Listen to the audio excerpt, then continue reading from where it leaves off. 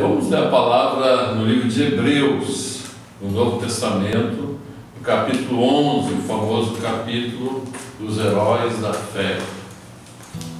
E nos 3 primeiros versículos do capítulo 11, nós lemos assim: Hebreus 11, 1 a 3. Ora, a fé é a certeza das coisas que se esperam, a convicção de fatos que se não veem.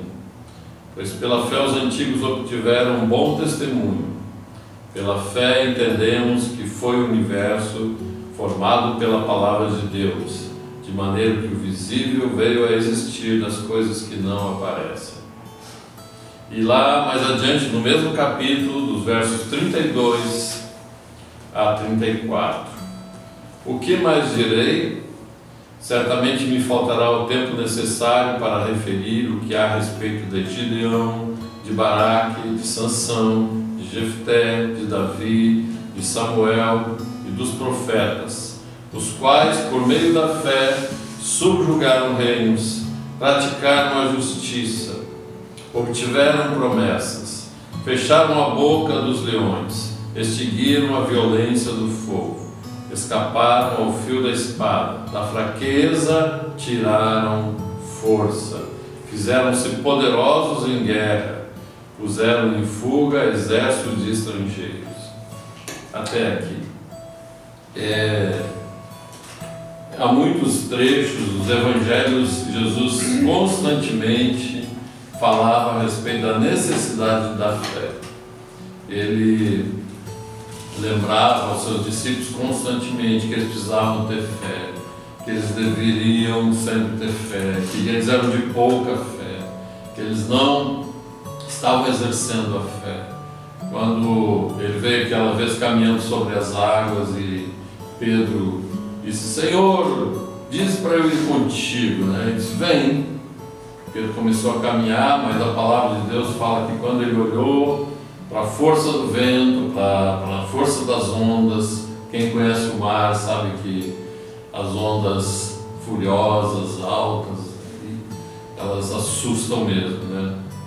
E Pedro, que era um pescador, um homem conhecedor do mar, olhou para aquele momento e ele ficou com dúvidas, ele titubeou na sua fé e ele começou a afundar.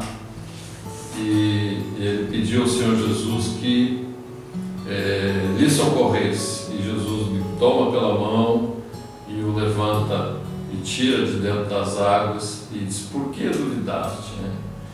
Então Jesus sempre falou sobre a fé, e ele também repreendeu: por que vocês não têm fé? Quando um homem lhe pediu para curar seu filho, ele dizendo assim: Senhor, se tu puderes curar meu filho, por favor faça isso. Ele disse: se puderes, ele disse, se creres, tudo é possível àquele que crê. E o homem na mesma hora reconheceu a sua falta de fé, sua incredulidade, e disse: Senhor, tem misericórdia de mim, acrescenta a minha fé, ajuda-me na minha fé, faça com que eu tenha uma fé nova e renovada. E Jesus então lhe atende e ele cura o seu filho. Como é necessário nós vivemos essa vida em fé e com fé. Jesus ensinou o Pai Nosso, uma oração modelo, não no sentido de repetirmos ela todo o tempo como um mantra, apesar disso poder ser feito ocasionalmente, mas ele ensinou princípios em cada frase da oração, e um deles é de que deveríamos pedir cada dia o pão, mas nós estamos com o salário no início do mês, entra o salário, eu vou ter vou ter dinheiro para comprar o pão, o alimento, o pão referindo a todo o alimento. Eu vou ter dinheiro, vou lá no supermercado e compro. E aí, justamente contra isso que o Senhor fala, ele diz: olha, Estas coisas, elas nada são. O dinheiro na conta, o salário, essas coisas nada são, se não for isso a provisão do Senhor. Se não for isso aquilo que nos realmente sustenta, que todo sustento vem do Senhor. Então é pela fé que nós devemos ter nele, que todo dia o Senhor me dá hoje o pão, hoje o Senhor me capacita, ainda que eu tenha dinheiro na conta, eu não tenho que confiar nisso, eu tenho que confiar que o Senhor é quem me provê cada dia. Isso é uma matéria de fé, é um assunto de crermos em Jesus Cristo, não nos nossos próprios recursos, não nas nossas próprias forças, não nas nossas próprias habilidades. Eu me lembro que certa vez, quando eu fui fazer a prova para a Força Aérea, e nós já tínhamos passado, eram 400 pessoas para 4 vagas, aí na primeira prova ficaram 40, e fomos fazer a segunda prova.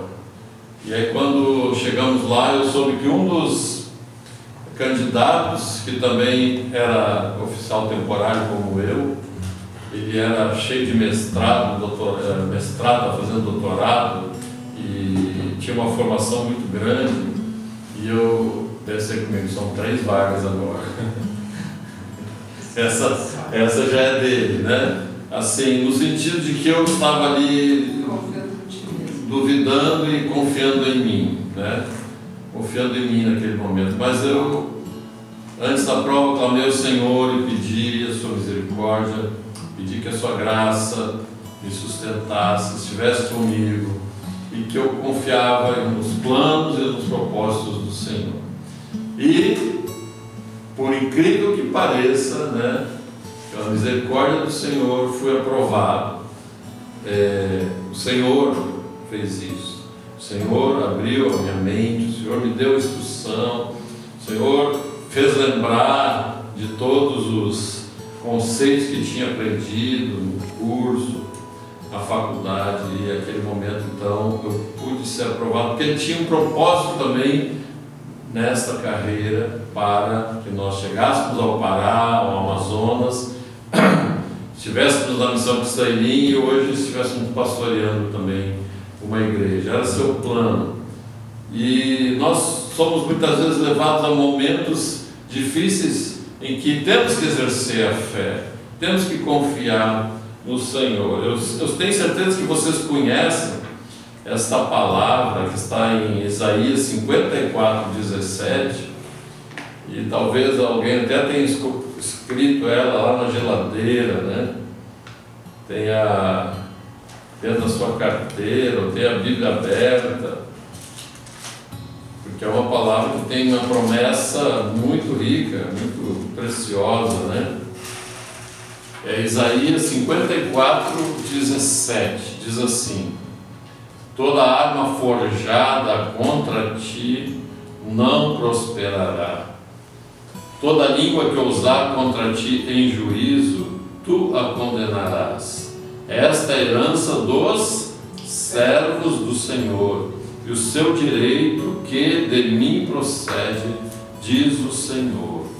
Amém. Que palavra preciosa. Mas para quem é? Para todas as pessoas? É para quem falar isso? É para quem orar isso aqui? Para quem decorar e ficar recitando todo dia? É para os servos do Senhor. É para aqueles que o servem. E essa palavra servo é uma palavra pesada, né? Ela significa, na realidade, no contexto bíblico, escravo. Os servos não eram os empregados assalariados, esses eram jornaleiros, que eles falavam, né? Eram os que ganhavam por jornada, ou os diaristas, como nós temos hoje. Quando falava servo, falava daquele que de alguma forma era escravo, e no mundo antigo havia todo tipo de escravidão, até bem mais suave do que foi a escravidão no Brasil dos negros. Mas ele está falando que nós somos servos do Senhor, no sentido que Ele é o nosso dono, Ele é o nosso amo, que pertencemos a Ele. Então, se você pertence ao Senhor, se você está nas mãos do Senhor, se Ele é o seu dono, Ele é seu amo, Ele é o seu guia, Ele é o seu Senhor, Ele é o seu Deus de verdade, então essa palavra se cumprirá. Amém. E você pode crer nessa palavra. Amém. Entendeu? Amém. Quando a gente pode crer de verdade, quando se cumprem algumas coisas da nossa vida. E eu vou contar para vocês rapidamente uma história de mais um rei. Falamos semana passada, outra vez também, falamos sobre o rei Josias. Hoje vamos falar sobre o bisavô dele, o rei Ezequias. E Ezequias, é muito interessante que alguns trechos da vida dele são narrados em 3 livros no Antigo Testamento. Isso é raro, né? No Novo Testamento temos os 4 evangelhos e ali cada um então fala das histórias de Jesus, seu enfoque. Mas no Antigo Testamento é raro que haja mais de 2 livros que falem da mesma pessoa. Mas nos livros de Reis, Crônicas e Isaías temos a história de Ezequias quase que da mesma forma. E aconteceu que ele era rei, o rei foi justo, que temeu o Senhor, que trouxe reformas, que acabou com a idolatria no seu tempo, que celebrou a Páscoa, quando há muito tempo não se celebrava a Páscoa mais em Jerusalém, restaura o sacerdócio levítico, o templo, reforma o templo, tantas coisas ele fez preciosas. Mas esse tempo era um tempo em que a Assíria dominava o mundo, estava conquistando muitas nações, e ela já tinha levado o reino de Israel, o reino do norte, tinha vencido eles e levado cativos para a Assíria os seus habitantes. E agora eles tinham cercado várias cidades de Judá, já tinham sido vencidas, e Jerusalém estava cercada pelo rei Senaqueribe da Assíria.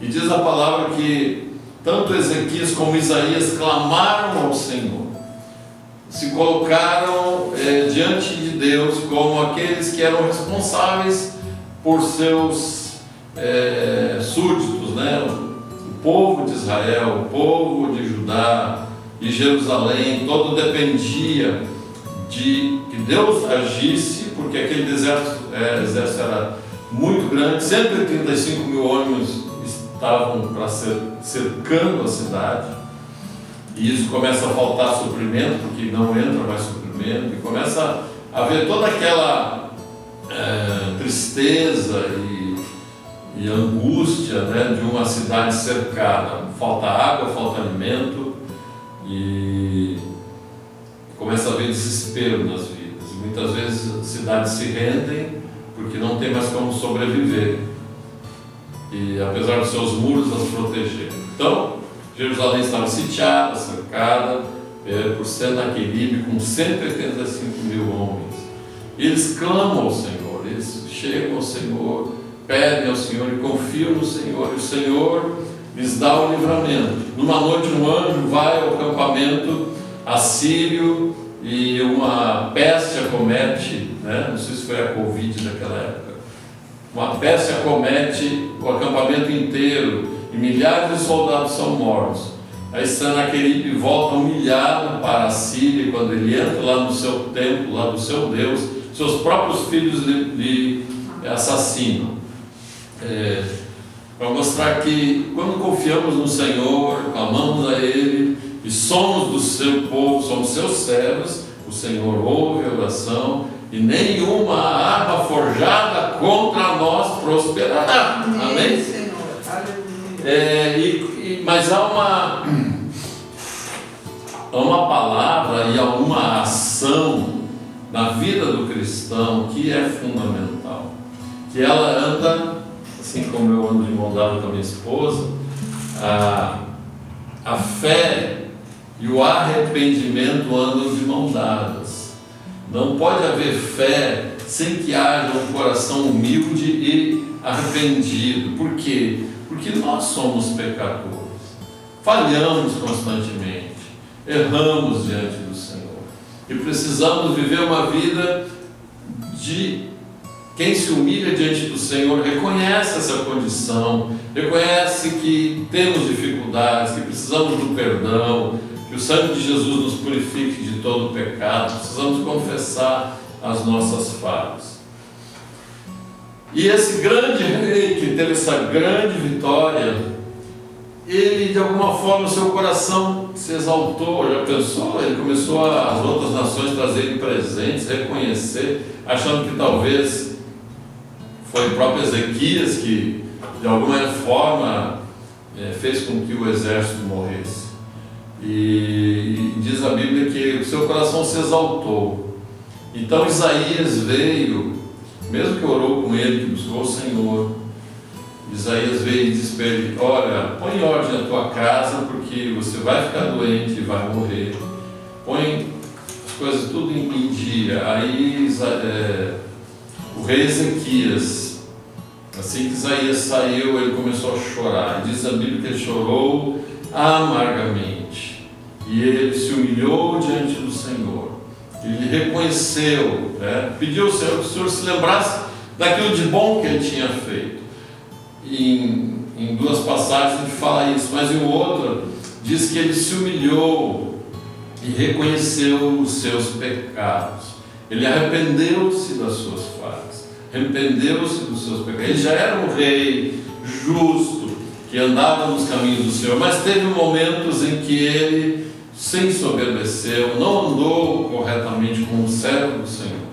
E quantas vezes nós cristãos também, muitas vezes tropeçamos, muitas vezes ficamos orgulhosos, muitas vezes erramos. Então o arrependimento é uma necessidade constante na nossa vida. Quando Jesus começou a pregar, já João Batista dizia: arrependei-vos. E Jesus começou a pregar e disse: arrependei-vos e crede no Evangelho, arrependei-vos, porque é chegado o reino de Deus, é chegado o reino dos céus. Quando Paulo esteve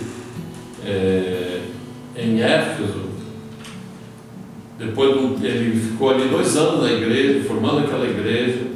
Depois ele saiu dessa região da Ásia Menor, que hoje é a Turquia, foi para a Europa, para a Grécia, e ele volta e ele vai à cidade de Mileto, que era próxima de Éfeso, e manda chamar a liderança, os anciãos, os presbíteros de Éfeso, para encontrarem com ele. E ele diz assim, Atos capítulo 20, verso 20 e 21. Vocês sabem, Atos 20, verso 20 e 21. Vocês sabem que jamais deixei de anunciar o que fosse proveitoso e de ensinar isso a vocês publicamente e também de casa em casa, testemunhando tanto a judeus como a gregos ou não judeus, o arrependimento para com Deus e a fé em nosso Senhor Jesus Cristo. Então, de Paulo, todo o conselho de Deus, todo o desígnio de Deus, o plano de Deus para a humanidade, o plano de Deus para a sua igreja, para o seu povo, para aqueles que ele comprou com o seu sangue precioso, e o arrependimento de todas as pessoas, sejam judeus que eram religiosos, que eram um povo de Deus do Antigo Testamento, como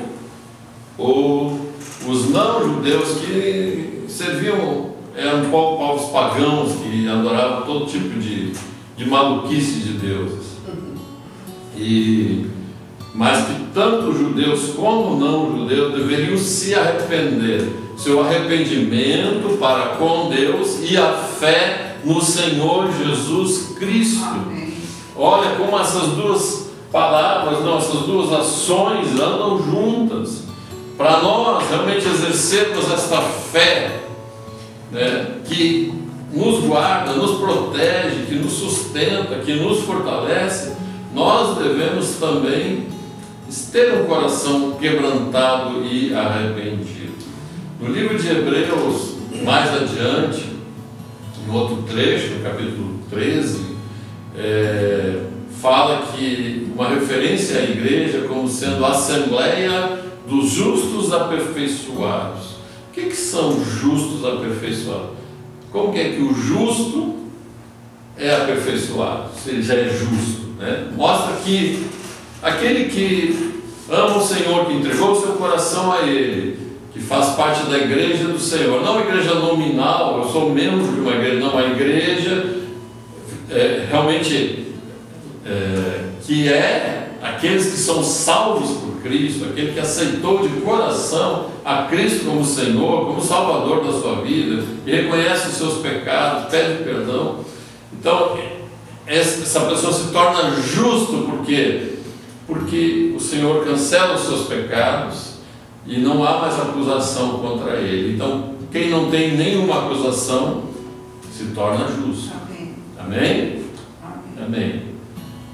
Mas o justo tem que ser aperfeiçoado. Por quê? Porque aqueles pecados são cancelados, são perdoados, mas há outras atitudes no decorrer da sua vida que acontecerão. E o Senhor virá muitas vezes com disciplina, como veio Ezequias: olha, você vai morrer. Não anda reto diante de mim. Então Ezequias se humilha, chora, diz que ele chorou amargamente, que ele realmente se arrependeu, pediu perdão do Senhor. Então o Senhor vem, o Isaías, isso aí foi rápido o que aconteceu. Quando Isaías deu a notícia, ele está saindo do palácio, e Ezequias se humilha na mesma hora. Ele não vai esperar, pensar, chamar os seus conselheiros para saber o que ele faz com Isaías, que trouxe uma palavra tão dura. O que eu faço com esse pastor? Não sei se eu fico mais nessa igreja, porque esse pastor aí me repreendeu, me apertou aqui, eu não estou contente com isso. Vou chamar os outros presbíteros, vou reclamar.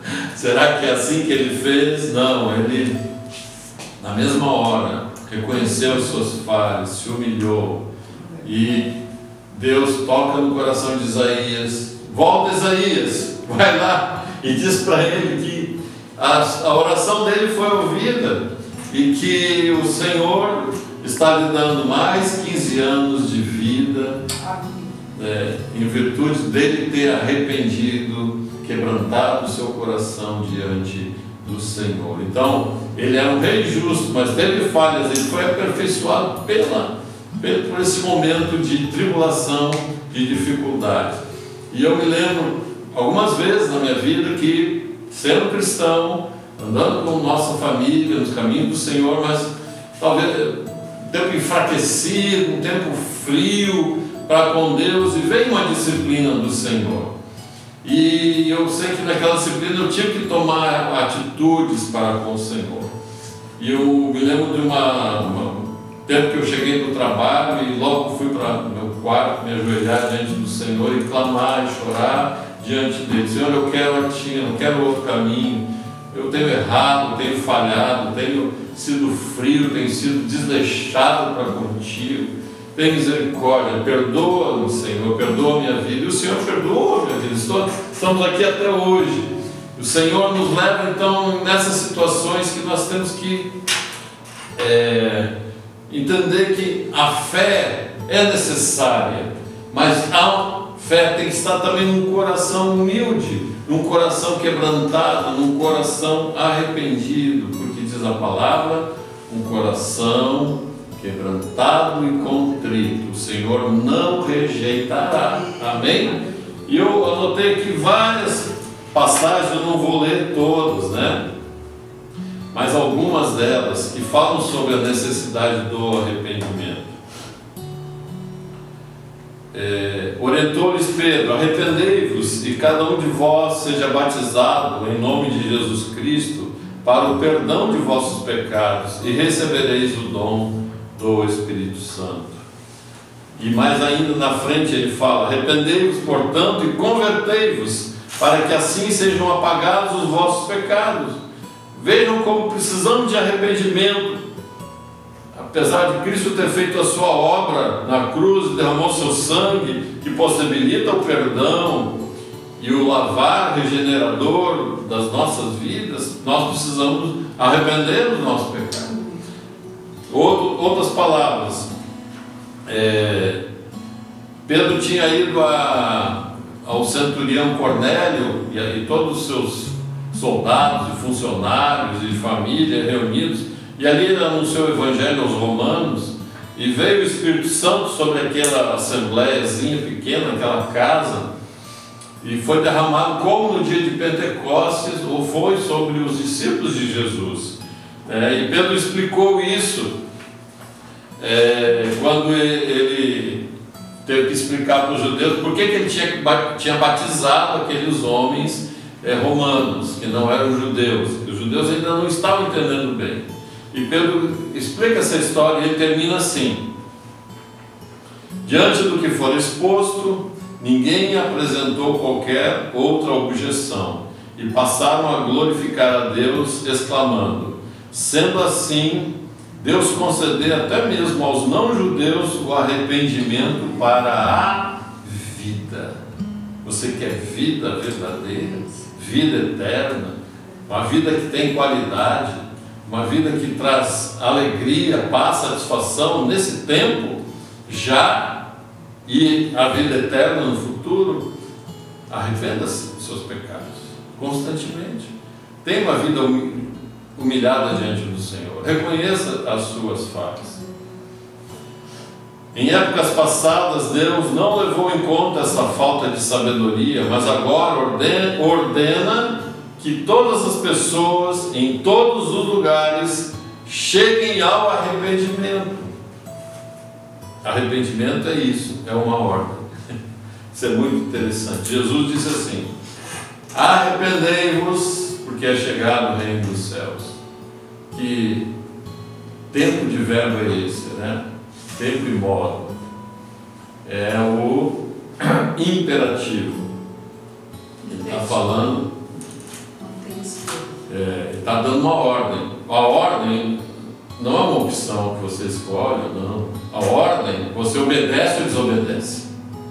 Você entende que a pessoa que está dando a ordem realmente tem autoridade para dá-la, e se você é sensato, obedece, né?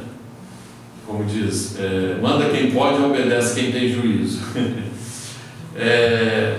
Jesus disse: arrependei-vos, é uma ordem constante das nossas vidas, mas tem que haver um arrependimento inicial, quando você reconhece que chegou ao fim, né, da sua forma de viver errada, sem Deus, sem sentido, sem objetivo, sem propósito, levando a vida, empurrando com a barriga tantas coisas. Quando você chega nessa crise, Deus se manifesta, Deus lhe mostra que Ele veio para lhe perdoar, para lhe dar nova vida, para lhe dar objetivo, propósito, sentido, alegria, paz no seu coração.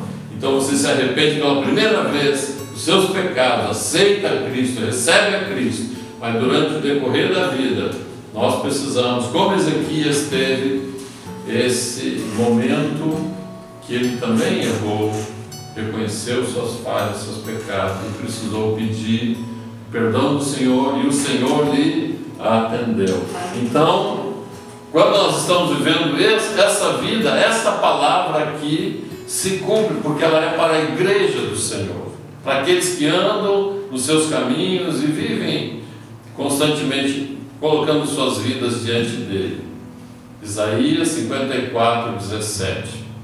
Toda arma forjada contra ti não prosperará. Você crê nisso? Amém. Você pertence ao Senhor. Amém. Faz parte da sua família. Anda com esse coração humilde diante do Senhor. Creia nessa palavra. Toda arma forjada contra ti não prosperará. Toda língua que ousar contra ti em juízo, ou seja, aquele que te acusar falsamente, a tua atitude, o teu modo de vida vai condená-lo, porque aquela acusação é falsa. E esta é a herança dos servos do Senhor, herança que Deus dá, e o seu direito que de mim procede. fosse um paraense aqui, se fosse gaúcho, mas bate, o paraense eras, mano. Mas que palavra, que promessa, que coisa tremenda. Deus faz essa promessa. E em todas as promessas dele, nós precisamos crer. Mas essa atitude, fé e arrependimento andam de mãos dadas.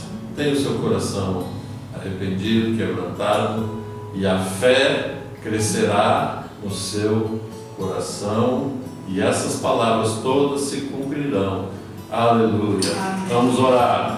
Senhor amado, bendito é o teu nome por tão ricas promessas, por tão poderosas ações, Senhor, que tu trazes aos teus filhos, que tu realizas no meio do teu povo, pelas curas, Senhor, pela salvação, pela edificação de pessoas, vidas, lares, Senhor.